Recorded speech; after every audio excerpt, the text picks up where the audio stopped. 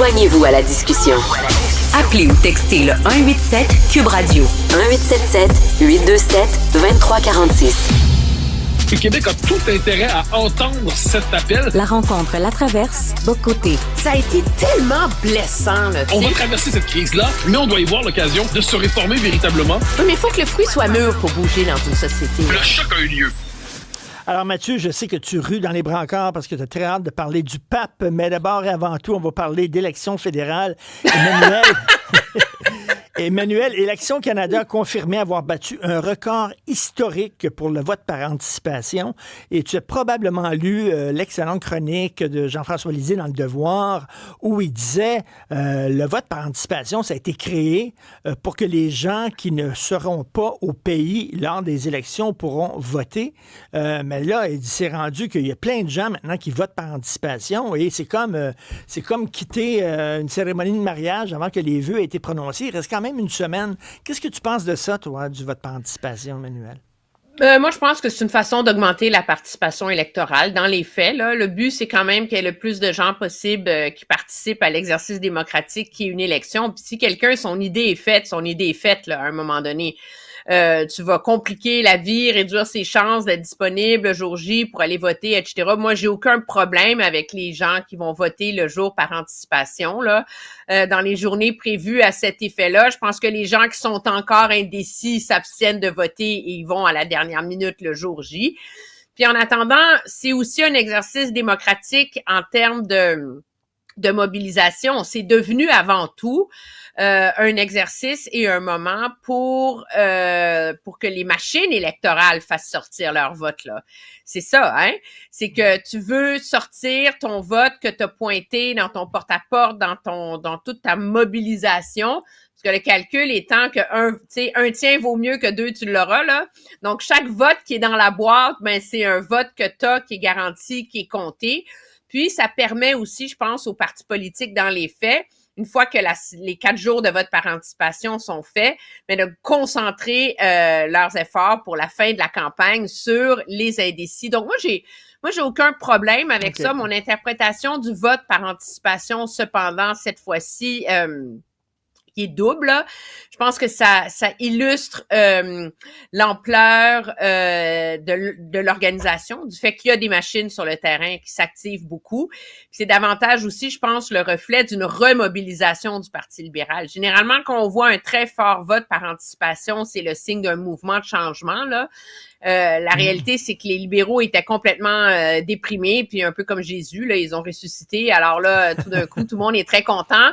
Et donc, ils ont beaucoup de bénévoles, beaucoup de monde sur le terrain. Puis, c'est ce qui fait sortir leur vote là en ce moment. Écoute, Mathieu, je sais pas comment ça se passe en France, mais tu sais qu'au Canada, on va pouvoir voter à visage couvert, masqué. D'ailleurs, l'auteur Romain Gagnon est allé voter là, lors des journées de vote par anticipation et il portait un masque, littéralement. Moi, je me cherche une cagoule parce que c'est sûr, c'est ce que je vais faire. C'est certain que je vais me présenter au bureau du scrutin avec une cagoule. Qu'est-ce que tu penses de ça, toi? Ben, j'ai souvenir d'ailleurs que tu t'es déjà présenté à ta tribune de LCN en burqa. Oui, donc, ce serait ce qui était une formidable manière de défier l'idéologie débile qui consiste à dire que la burqa, le voile, le niqab ne sont qu'un instrument d'expression individuelle. Non, c'est un message politique. Ensuite, c'est la capitulation imbécile de nos institutions devant les pressions de l'islamisme qui réclame le droit de ne jamais afficher son visage dans une société qui est pourtant fondée sur la possibilité de reconnaître le visage de l'autre. Alors, mais c'est le point d'aboutissement on s'en souvient, 2015, Zunera Ishak, qui peut prêter son serment de citoyenneté en niqab, sans avoir à se dévoiler ne serait-ce qu'un instant.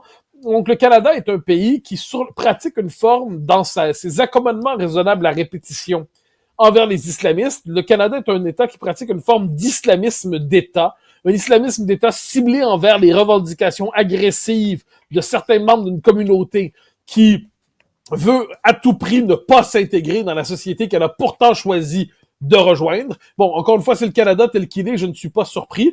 Ensuite, je trouve qu'il est très bien que le commun des mortels se permette de défier en ridiculisant ce système. Je pense que devant cette sottise, il faut être à la fois ferme idéologiquement envers la complaisance par rapport à l'islamisme, et il faut aussi tourner en ridicule ce délire, donc se présenter au bureau de vote avec un masque de Ronald Reagan, avec une cagoule, à déguiser en clown, et ainsi de suite.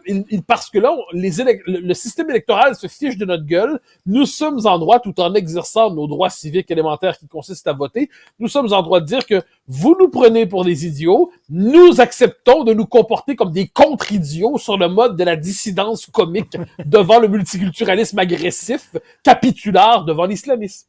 Emmanuel, le NPD a présenté sa plateforme qui était non chiffrée, c'est assez particulier. Le Parti libéral du Canada aussi a présenté sa plateforme dépensière. Est-ce que les chiffres se tiennent? Ben, les chiffres se tiennent à partir où tu décides que c'est plus grave et tu n'as plus besoin de compter. C'est un peu ça, je pense, le défi de la plateforme électorale de Mark Carney. Il y a deux choses là-dedans. Moi, j'ai pas de problème avec l'argument selon lequel le Canada est dans un moment critique, il y a une crise importante, donc il faut... c'est la logique là, libérale de favoriser l'interventionnisme de l'État pour lancer des grands chantiers d'infrastructures. Puis je parle ici d'infrastructures stratégiques, nationales, etc.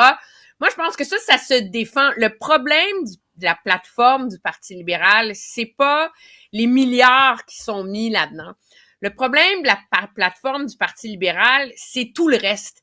Si M. Carney a essayé de convaincre les Canadiens que c'était pas le même Parti libéral parce que lui ferait des choix différents, parce que lui est un banquier, parce que lui mise sur l'économie, très bien, mets tes œufs dans le panier de l'économie. Le problème, c'est qu'on est encore dans la logique d'un Parti libéral qui intervient sur tout, sur rien, qui maintient l'espèce de saupoudrage de millions puis de centaines de millions à droite puis à gauche, tu sais. Puis ça, c'est sans compter qu'on maintient cette espèce de vision très centralisatrice là, en termes de régime de soins de santé, etc. Il y a quand même 6 milliards de dollars pour la santé, là, par exemple, dans la plateforme libérale. Là. Mais là-dedans, il y a 4 milliards pour construire des cliniques et des hôpitaux, de l'argent pour former des médecins, un nouveau programme pour financer la fécondation in vitro. Tu te dis, coudonc, les amis! Comme, sérieusement, là, dis-moi qu'il faut dépenser 10 milliards sur le fait de construire un TGV, on peut en débattre, là. Mais vraiment, là, en ce moment, là, aller traficoter dans les choix des provinces pour financer un programme de fécondation in vitro, je veux dire, ça n'a aucun sens, là. Et c'est là, moi, je trouve que M. Carney joue avec le feu parce qu'il dilue sa marque dans cette campagne électorale, tu sais. La marque de Mark Carney, c'était de dire, moi, je vais recentrer le Parti libéral, on va faire des choix, on va être un parti d'économie, etc. Puis dans les faits, quand on regarde sa plateforme, ben, c'est très semblable aux autres plateformes de Justin Trudeau. Un petit peu plus d'économie, un peu moins de programmes sociaux, mais dans les faits, il y a quand même 113 postes de dépenses dans cette plateforme-là. Si je peux me permettre, tout le monde, sauf le Parti libéral et ses haut-parleurs médiatiques, évidemment, je parle pas d'Emmanuel ici, là, tout le monde a constaté que le Parti libéral de Carney, c'est le Parti libéral de Trudeau. Parce que c'est le même Parti libéral. Donc là, le système médiatique libéralo-compatible a pu nous dire « Ah, il est neuf, il est différent, c'est pas du tout le même Parti libéral, il a changé. » Ce qu'on constate, c'est que le Parti libéral peut dire une chose et son contraire pour se maintenir au pouvoir. Ça, on l'a compris. Mais la nature du Parti libéral, c'est un parti centralisateur. Le Parti libéral ne considère pas qu'Ottawa est un gouvernement fédéral, mais un gouvernement national. Deuxièmement, on ne centralise qu'en s'emparant des ressources des champs de compétences provinciaux. Et Ottawa décide de s'occuper de tous des domaines qui ne relèvent pas de sa compétence. Ce qui, je le précise, empêchera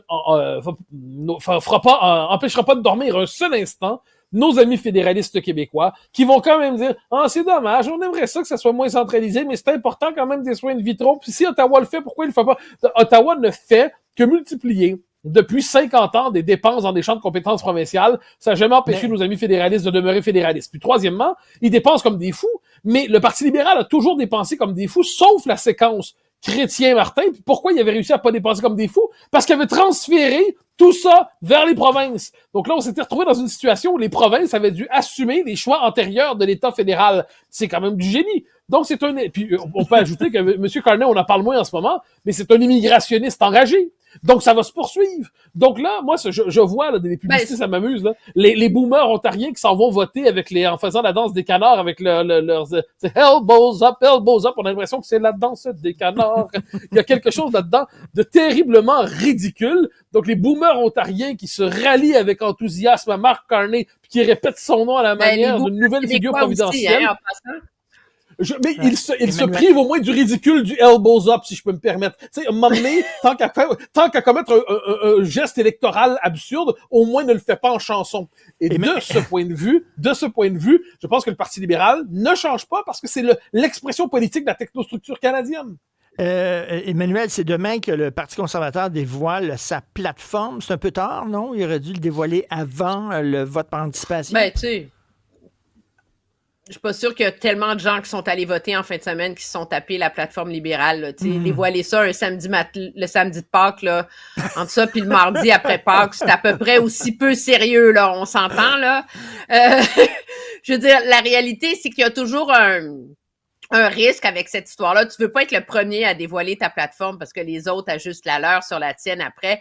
Au point où en est monsieur Poilievre, moi, je pense que le fait d'avoir laissé le Parti libéral un peu s'enliser avec cette plateforme qui est contre nature, qui est contre, pas dans le sens de la nature profonde du Parti libéral, mais à contre-courant de tout ce qu'a plaidé Mark Carney depuis le début de la campagne, mais là, lui, il va essayer d'arriver en disant, moi, au moins, je suis capable de faire des choix. La réalité, cependant, c'est qu'à moins d'une semaine de l'élection, je suis pas certaine que c'est un document qui est capable d'inverser la tendance, mais est-ce que c'est un document qui va permettre de centrer le débat?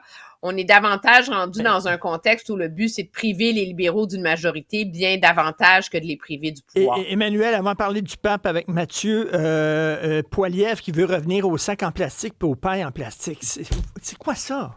C'est quoi ça? Mais ça coûte cher. Non, c'est une mesure sur le coût de la vie. Ah ben oui. C'est ça que tu n'as pas compris. C'est parce que ça coûte plus cher.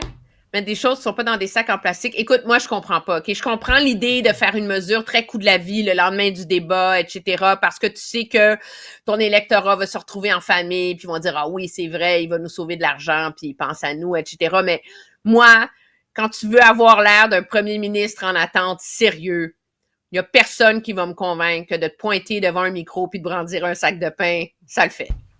Écoute, qui s'ennuie des sacs j'ai en encore plastique, l'image vraiment. comme brûlée dans ma tête, là, tu sais, le sac de pain dans une main, le sac de salade Costco dans l'autre. Je trouve que c'est une mesure bien davantage défensive pour faire plaisir à sa gang plutôt qu'une mesure qui va vraiment convaincre l'électeur indécis de se rallier à quelqu'un de sérieux pour naviguer la tempête, tu sais. Moi, l'annonce pain gadois, là, je l'ai pas compris. Mathieu, on va avoir Luc La Liberté dans quelques minutes. Il va nous parler là, des attaques du défunt pape contre Donald Trump. Il était présenté comme le pape de gauche, le pape populiste, le pape du peuple. Qu'est-ce que tu en penses? Ben, alors, comme j'ai eu l'occasion de le dire il y a quelques instants à Paul Larocque sur LCN, quand le pape a été élu pape pendant les jours qui ont suivi son élection, il a dit qui ne prie pas Dieu, prie le diable. Alors, je sais pas si ça en fait un pape progressiste ou conservateur ou ainsi de suite, mais je constate que ça correspond pas à ma définition commune du progressisme. Alors, moi je pense qu'on n'était pas devant un pape de gauche ou de droite.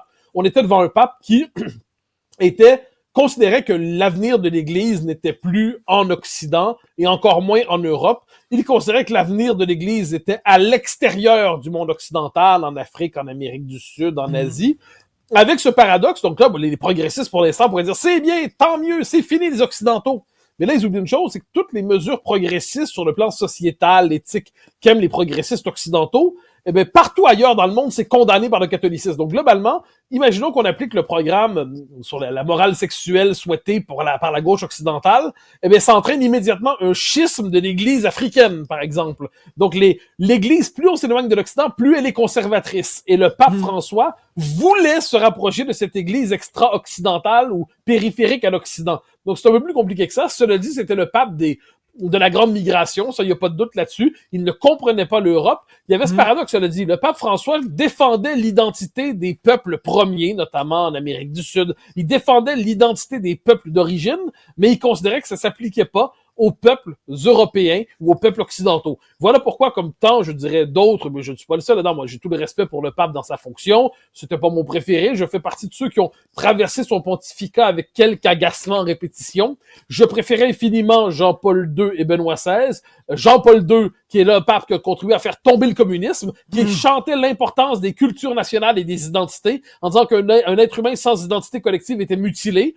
Et Benoît XVI, qui a pris au sérieux la question de la pédophilie dans l'Église pour la combattre sérieusement, et qui par ailleurs rappelait une chose, il disait l'importance du travail de la rationalité dans le catholicisme. Il disait la religion, c'est pas une simple adoration devant la foi ou je ne sais quel être tout-puissant, c'est un travail de la raison, et il rappelait que le catholicisme était aussi une philosophie. Donc moi je pense que c'était le pape philosophe. Pour celui qui a suivi, c'était un peu plus foutraque, mais aujourd'hui, avec raison, on dit du bien d'un homme qui vient de quitter ce monde. Reste à voir quelle sera la suite. Il y a un parti conservateur comme un parti progressiste dans l'Église. C'est vrai qu'il a critiqué, dans des mots très durs, l'Europe de fermer ses frontières, disait-il, aux migrants, puis de ne pas en accepter suffisamment.